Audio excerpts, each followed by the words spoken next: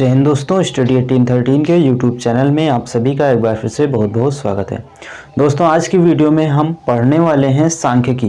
ठीक है, सांख्यिकी जिससे यूपी बोर्ड परीक्षा में हर बार 2 प्रश्न पूछे जाते हैं। एक लॉन्ग क्वेश्चन में रहता है 4 नंबर में और एक शॉर्ट में रहता है 2 नंबर का। ठीक है, कभी कभी हमेशा अक्सर करके 6 नंबर के पूछे जाते हैं, नहीं तो कभी कभी 8 नंबर के भी हो जाते हैं। ठीक है, सांख्यिकी परीक्षा की दृष्टि से बहुत इंपॉर्टेंट चैप्टर है और ये एकदम आसान भी है, इसे कोई भी समझ सकता है। ठीक है, तो इसमें होता क्या है, समांतर माध्य, माध्यक और बहुलक 3 निकालना अगर सीख गए तो समझ लीजिए पूरी प्रश्नावली खत्म, यानी पूरा लेसन आप अपने आप बिना किसी की सहायता से लगा सकते हैं। ठीक है, तो आज की वीडियो में हम समांतर माध्य को ज्ञात करेंगे। समांतर माध्य को माध्य भी बोलते हैं। ठीक है, तो समांतर माध्य को ज्ञात करेंगे। हमने देखिए पहला क्वेश्चन लिख रखा है। क्या है पहला क्वेश्चन? पौधों की संख्या है और घरों की संख्या। एक बार मैं क्वेश्चन पढ़ के आप लोगों को सुना देता हूँ। ठीक है, क्वेश्चन क्या रहा है कि विद्यार्थियों के एक समूह द्वारा अपने पर्यावरण संचेतना अभियान के अंतर्गत एक सर्वेक्षण किया गया, जिसमें उन्होंने एक मोहल्ले के 20 घरों में लगे हुए पौधों से संबंधित निम्न आंकड़े प्राप्त किए, एकत्रित किए। प्रति घर माध्य पौधों की संख्या ज्ञात कीजिए कि प्रति घर में कितने कितने पौधों की संख्या लगभग पहुंच गई होगी। ठीक है, 20 घरों में उन्होंने पौधे पहुंचाए हैं, लेकिन किसी घर में कम, किसी में ज़्यादा। तो उसका माध्य निकालना है कि लगभग कितने कितने पौधे सभी को मिल गए होंगे। ठीक है, यही याद करना है। तो इसको आज हम 3 विधियों से हल करेंगे। ठीक है, कौन कौन से? एक प्रत्यक्ष विधि है, प्रत्यक्ष विधि से समांतर माध्य निकलता है। ठीक है, समांतर माध्य निकालने की जो है 3 विधियां होती हैं। एक होती है प्रत्यक्ष विधि, एक होती है कल्पित माध्य और एक होता है पग विचलन। ठीक है, समांतर माध्य इन तीनों विधियों से निकलता है। तीनों में आप कोई भी लगा सकते हैं, जो आपको आसान लगे वो लगाइए, आंसर सेम ही आता है। ठीक है, इसका सूत्र भी लिख देते हैं। प्रत्यक्ष विधि बराबर होता है सिग्मा FI XI और बटे सिग्मा FI। ठीक है, ये इसका सूत्र होता है। कल्पित माध्य का होता है A plus sigma FI DI बटे सिग्मा FI। ठीक है, और पगविचलन विधि का होता है सूत्र A plus sigma FI UI बटे सिग्मा FI और गुणे H। ठीक है, ये इतने होते हैं इसके सूत्र। ठीक, तो आज हम इन्हीं तीनों सूत्रों को इस एक सवाल पे हल करेंगे। ठीक है, हमने पौधों की संख्या लिख दी है, घरों की संख्या नहीं लिखी है, वो भी लिख देते हैं। घरों की संख्या दी गई है 1 2 1, उसके बाद में 5 6 2 और 3। ठीक है, तो इन्हीं तीनों विधियों को आज हम आपको सिखाएंगे कि इन तीनों विधियों से आप समांतर माध्य कैसे निकाल सकते हैं। देखिएगा तीनों का आंसर जो है सेम आएगा। तो चलिए हम पहले लगा लेते हैं प्रत्यक्ष विधि। ठीक है, प्रत्यक्ष विधि में हमें लाना क्या है, FI और XI। यहाँ ऊपर वाला मान देखिए क्या है, FI और XI, बस हमको उसी को निकालना है। ये जो दूसरा वाला मान होता है ना, नीचे कोई भी सारणी बनी हो उसके नीचे जो दूसरा वाला मान होता है वो किसका होता है, FI का होता है, यानी बारंबारता वर्ग होता है। ठीक है, अब हमें निकालना क्या है, यहाँ पे XI भी है, तो हम निकालेंगे क्या, पहले XI निकाल लेते हैं। तो XI क्या होता है, XI वर्गांतराल के मध्य की संख्या होती है। ठीक है, XI क्या होता है, वर्गांतराल जो दिया होता है उसके मध्य की संख्या होती है। और वर्गांतराल कौन सा है, ये वाला है। सभी में अंतराल दिया गया ना, 0 से 2, 2 से 4, 4 से 6, 6 से 8, 8 से 10, 10 से 12, 12 से 14, सभी में 2 का अंतर है। ठीक है, तो वर्ग अंतराल यही होता है। अब इसमें देखिए XI क्या होगा, इन दोनों का मध्य। ठीक है, संख्याओं का मध्य अंक। जैसे कितना है, यहाँ पे 0 है, यहाँ पे 2, 0 और 2 के बीच में क्या आएगा, 1 आएगा। आप इसको सूत्र से भी लगा सकते हैं। कैसे, दोनों संख्याओं को जोड़ लीजिए, कितना है 0 और 2। ठीक है, इन दोनों को जोड़ लीजिए और 2 से भाग कर दीजिए, तो कितना आएगा, 0 में 2 जोड़ेंगे तो 2 होगा और उसके बटे में 2, 2 से 2 को भाग करेंगे कितना आएगा, 1 ही आएगा। ठीक है, आप इस तरह से भी कर सकते हैं। वैसे यहाँ 2 से 4, 2 में 4 जोड़ेंगे कितना होगा, 6, 6 का आधा होगा 3। ठीक है, ऐसे कर सकते हैं। 2 और 4 के बीच में 3 आएगा, 4 और 6 के बीच में 5 आएगा, 6 और 8 के बीच में 7 आएगा, 8 और 10 के बीच में 9 आएगा, 10 और 12 के बीच में 11 आएगा, उसके बाद 12 से 14 के बीच में कितना आएगा, 13 आएगा। ठीक है, हो गया। अब निकालना क्या है हमको, एफ आई एक्स आई। ठीक है, सूत्र से ही आपको पता चल जाएगा कि आपको निकालना क्या है। अगर सूत्र याद है तो आप निकाल सकते हैं। कैसे, यहाँ पे एफ आई एक्स आई है, किस में है, गुणे में है, तो इसका मतलब हमें एफ आई और एक्स आई का गुणा निकालना है। तो यहाँ पे क्या लिखेंगे, एफ आई एक्स आई। ठीक है, एफ आई ये वाला मान है, एक्स आई ये वाला मान है, इसका मतलब इन दोनों का गुणा। तो 1 से 1 का गुणा करेंगे तो 1 1 कम कितना होगा, 1 होगा। 2 से 3 का गुणा कितना होगा, 6 होगा। 1 से 5 का गुणा कितना होगा, 5 होगा। 7 से 5 का गुणा कितना होगा, 35 होगा। उसके बाद 6 से 9 का गुणा कितना होगा, 54 होगा। उसके बाद 11 से 2 का गुणा कितना होगा, 22 होगा। 3 से 13 का गुणा कितना होगा, 39 होगा। ठीक है, उसके बाद हमें एक बॉक्स और बना देना है नीचे। ठीक है, किस लिए बनाएंगे, योग करने के लिए। इसको ऐसे मिला लेना है नीचे, यहाँ पे लिख देते हैं योग। ठीक है, यहाँ पे क्या लिख देंगे, योग लिख देंगे। यहाँ एफ आई का योग करिए, एफ आई का योग कितना आएगा। ठीक है, यहाँ पे देखिए 1 है, 1 और 2 3, 3 1 4, 4 5 9, 9 6 15, 15 2 17, 17 3 20। कितना आ रहा है योग, 20 आ रहा है।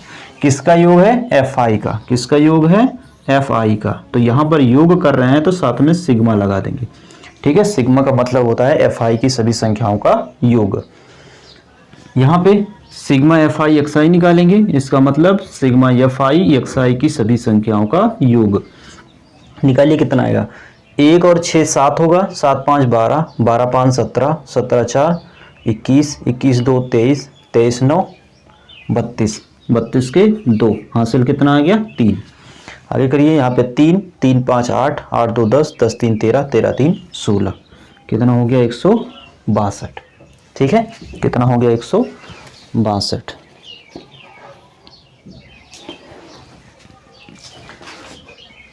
उसके बाद देखिए अब क्या करेंगे, हम सीधे सीधे सूत्र रखेंगे। हमें सारा मान निकल गया, तो यहाँ पे प्रत्यक्ष विधि बराबर होता है, यानी समांतर माध्य लिखते हैं। यहाँ पे प्रत्यक्ष विधि नहीं लिखते हैं क्योंकि हम समांतर माध्य निकाल रहे हैं। तो समांतर माध्य बराबर, ये वाली विधि लगा रहे हैं प्रत्यक्ष वाली, तो इसका सूत्र कितना हो गया, सिग्मा एफ आई एक्स आई बटे सिग्मा एफ आई।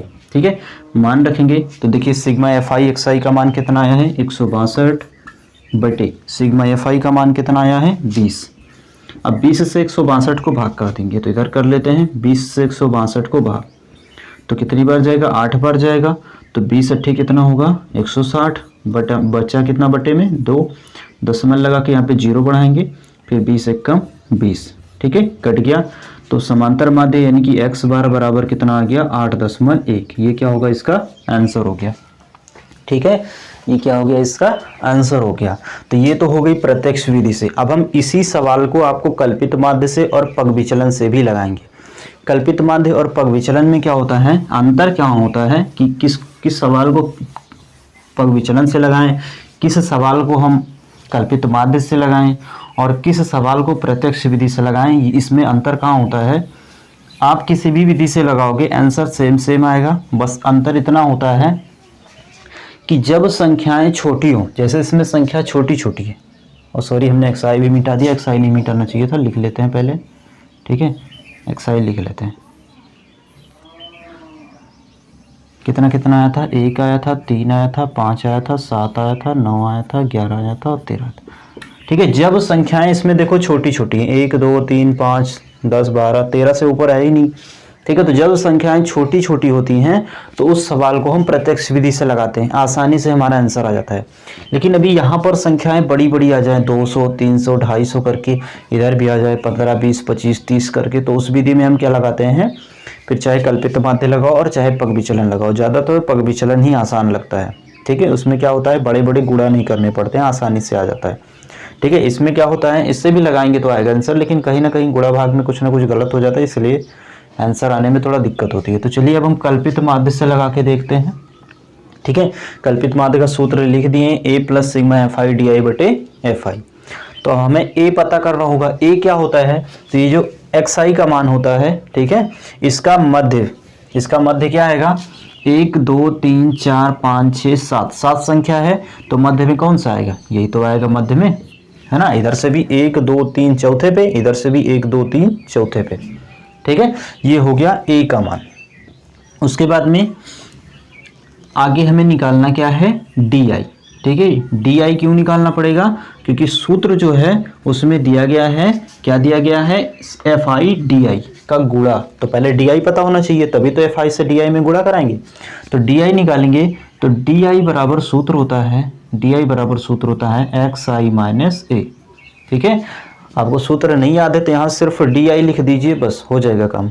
ठीक, अब यहाँ पर देखिए एक्स आई वाले में से हमें एक घटाना है, तो एक्स आई का मान कितना है, पहला वाला ले लिए तो एक्स आई का मान कितना है 1 और ए का मान कितना है 7। यानी अगर हम 1 में से 7 घटाएंगे तो कितना बचेगा, -6। यहाँ पे हो गया -6। 1 में से 3 में से 7 घटाओगे कितना बचेगा, -4। 5 से 7 घटाओ कितना बचेगा, -2। 7 से 7 घटाओगे तो 0।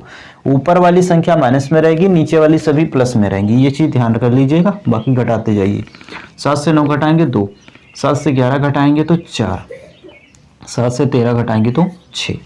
ठीक है, घट गया। उसके बाद अब हमें क्या करना है, एफ आई और डी आई का गुणा। ठीक है, एफ आई और डी आई का गुणा करना है। एफ आई डी आई, ठीक है, एफ आई डी आई कहाँ, एफ आई ये वाला मान है, डी आई ये वाला मान है। ठीक है, गुणा करते हैं तो 1 छक्के -6, 2 चौके -8, 1 दूनी -2, 5 से 0 का गुणा 0, 6 दूनी 12, 2 चौके 8, 3 छंग 18। ठीक है, गुणा एफ आई वाले से डी आई वाले में कराना है, एक्स आई वाले में नहीं कराना है। ठीक है, अब यहाँ पे क्या करेंगे हम, माइनस में भी संख्याएं आई कुछ और कुछ प्लस में आई, तो माइनस वाली को अलग जोड़ते हैं, प्लस वाले को अलग जोड़ते हैं। तो यहाँ पे देखिए 8 तो 10, 10 6 16, यानी माइनस का 16 आएगा अगर माइनस वाली को जोड़ेंगे। प्लस को जोड़ते हैं तो 12 8 20। ठीक है, 12 8 20 और 20 18 कितना होगा, 38। तो ये संख्या बड़ी है, ये प्लस वाली बड़ी है, माइनस वाली छोटी है, तो जो घटाएगा वो किस में बचेगा, माइनस, मान हमारा प्लस में बचेगा। तो 8 से 6 जाएगा, बचेगा 2, 3 में से 1 गया, बचा कितना, 2। तो यानी सिग्मा एफ आई डी आई बराबर आ गया 22। ठीक है, सिग्मा एफ आई का योग पहले से ही किए हैं, कितना है, 20 आया है। अब हम इसको हल कर लेते हैं, इधर हल कर लेते हैं। देखिए समांतर माध्य यानी एक्स बार बराबर होगा, सूत्र क्या है, A plus sigma F I D I और बटे सिग्मा एफ आई। ठीक है, ये है सूत्र। अब मान रखते हैं तो देखिए ए का मान कितना है 7, तो ए की जगह कितना रखेंगे, यानी एक्स बार बराबर 7 plus sigma F I D आई का मान कितना आया 22, ऊपर हो गया 22 बटे सिग्मा एफ आई का मान कितना आया है 20, सिग्मा एफ आई का मान कितना हो गया 20। 20 से 22 को भाग कर देंगे। ठीक है, तो 20 से 22 को भाग करेंगे तो देखिए कितना आता है, यहाँ कर लेते हैं 20 से 22 को भाग, तो 20 एक कम 20, बचा कितना 2 बचा, दशमलव लगा के 0 बढ़ा लो, फिर से जाएगा 20 एक कम 20।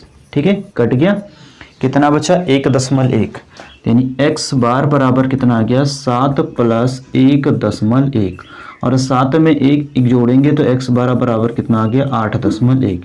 ये हो गया आंसर। ठीक है, पहले विधि से लगाए तब भी इतना ही आंसर आया था, इस विधि से लगाएं यानी कौन सी विधि से, कल्पित माध्य से लगाएं तब भी उतना ही आंसर आया। ठीक है, आगे हम पग विचलन विधि भी देख लेते हैं। अब आपको कौन सी आसान लग रही, इसमें तो देखिए यहाँ पर छोटी छोटी संख्याएं हैं, इसलिए इसमें जो है कल प्रत्यक्ष विधि ही आसान लग रही होगी, लेकिन जब बड़ी बड़ी संख्याएं आती हैं तब जो है गुणा भाग करना थोड़ा आसान हो जाता है इस विधि को लगाने से। ठीक है, प्रत्यक्ष विधि में सीधे गुणा करना पड़ता है और इस विधि में क्या होता है कि सीधे गुणा नहीं करना पड़ता है, थोड़ी संख्याएं जो है छोटी हो जाती हैं।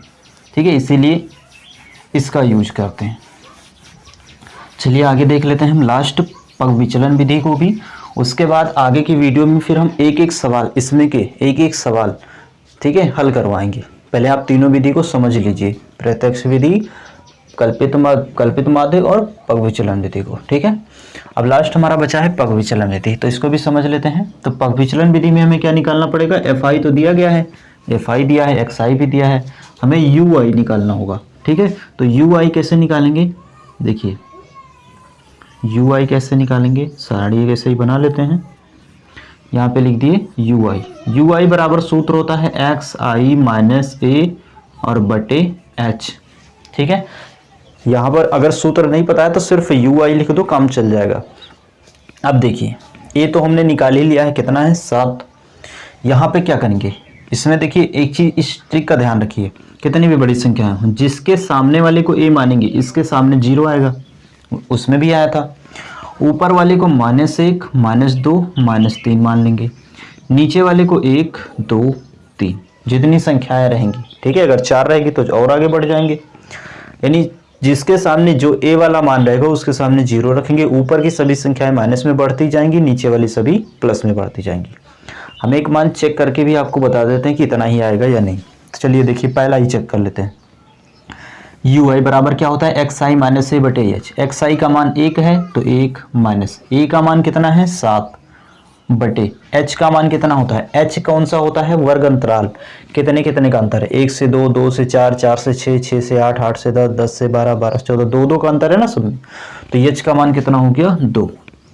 हल करिए तो 7 में से 1 जाएगा, बचेगा -6 और बटे में 2। 2 से अगर भाग करेंगे तो कितना बचेगा -3। वही मान आ रहा है ना, इसलिए आपको गुणा भाग करने की कोई जरूरत नहीं है। जो मान ए का रहे उसके सामने 0, उसके बाद ऊपर -1 -2 -3, नीचे 1 2 3 ऐसे ही बढ़ाते जाना है, ठीक है। इसको मिटा देते हैं, आगे की तरफ देखिए। अब हमें क्या करना है, एफ आई और यू आई का गुणा ज्ञात करना है। तो एफ आई यहाँ पे, यू आई यहाँ पे है। 1 से -3 में गुणा करेंगे तो कितना आएगा, -3 आएगा, ठीक है। यहाँ पे लिख देते हैं क्या, एफ आई यू आई, ठीक। 1 से -3 का गुणा -3 हो जाएगा, और 2 दूनी कितना होगा -4, 1 1 कम होगा -1, 5 से 0 का गुणा 0, 6 1 कम 6, 2 दूनी 4, 3 त्रिका 9, ठीक है। ये हो गया। अब यहाँ पे क्या करेंगे, सेम वही, माइनस वाला अलग जोड़ेंगे और प्लस वाला अलग। तो 4 3 7, 7 1 माइनस का 8 हो गया इधर, 6 4 10, 10 9 19, यानी प्लस का 19। 19 में से 8 घटाएंगे तो बचेगा प्लस का 8। यानी सिग्मा एफ आई और यू आई बराबर हो गया 8, ठीक। उसके बाद क्या करते हैं आगे, अब देखिए सूत्र लगा देते हैं। एक्स बार बराबर क्या होता है सूत्र, A plus sigma F I U I और बटे सिग्मा एफ आई और गुणे में एच, ठीक। ए का मान कितना है, ए का मान कितना है 7 है, तो यहाँ पे लिख दिए 7 plus sigma F I U I का मान कितना आया 8 आया, बटे सिग्मा एफ आई का मान कितना है 20 है, गुणे एच का मान कितना आया है, एच का मान कितने का अंतर है सब में, ठीक है। यहाँ लिख देते हैं एच बराबर 2 आया है, क्योंकि अंतराल कितने कितने का है, सब में 2 2 का है। तो एच का मान कितना हो गया 2 हो गया, ठीक है। सॉरी यहाँ पे एक चीज गलत हुआ है, 19 में से 8 घटाएंगे बचेगा 11, 19 में से 8 घटाएंगे तो बचेगा 11। तो यहाँ पे इसका मान जो कितना रहेगा 11 होगा, ठीक है। सॉरी, अब यहाँ पे देखिए क्या करेंगे, इसके बटे में 1 होता है, गुणा करा लेंगे पहले। तो 7 प्लस 11 दूना कितना हो गया 22, और उसके बटे में 20 1 का 20। 20 से 22 को अभी हमने भाग किया था, अभी मिटा दिए हैं। कितना आया था 1.1 आया था। तो 7 प्लस 1.1, तो एक्स बार बराबर कितना हो गया 8.1। ये हो गया इसका आंसर, ठीक है। तो हमने तीनों विधियों से लगाया, कौन कौन सी, प्रत्यक्ष विधि, कल्पित माध्य और पग विचलन। तीनों विधियों से लगाया समांतर माध्य, लेकिन आंसर क्या आया, सेम आया, एक ही आंसर आया, ठीक है। तो आप तीनों विधि समझ भी गए होंगे कैसे लगेगी, लगाना कहाँ है। अगर संख्याएं छोटी छोटी हों इस तरह से तो प्रत्यक्ष विधि लगा दीजिए, अगर थोड़ी बड़ी होती हैं कल्पित माध्य लगा दीजिए, ज़्यादा बड़ी बड़ी संख्याएं हैं तो पग विचलन लगा दीजिए, बिल्कुल आसानी से निकल जाएगा, ठीक है। तो इसमें जो है आप तीनों विधियों को सीख चुके हैं।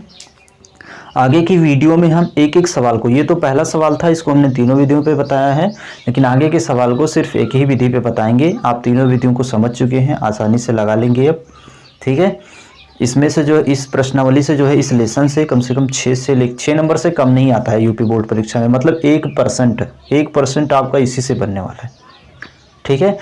तो अगर नए हैं हमारे चैनल पर तो चैनल को सब्सक्राइब करके बेल आइकन को दबा लीजिए और यूपी बोर्ड परीक्षा की तैयारी कीजिए। पास होने की 100% गारंटी लेते हैं, आपको पास करवाएंगे, उतना पढ़ा देंगे। अभी उतना टाइम है, 1 महीने का टाइम है, 12 अप्रैल को जो है मैथ का पेपर है, ठीक है। तो मिलता है नेक्स्ट वीडियो में, तब तक के लिए जय हिंद जय भारत। और आप इसकी प्रैक्टिस ज़रूर कर लीजिएगा, ठीक है।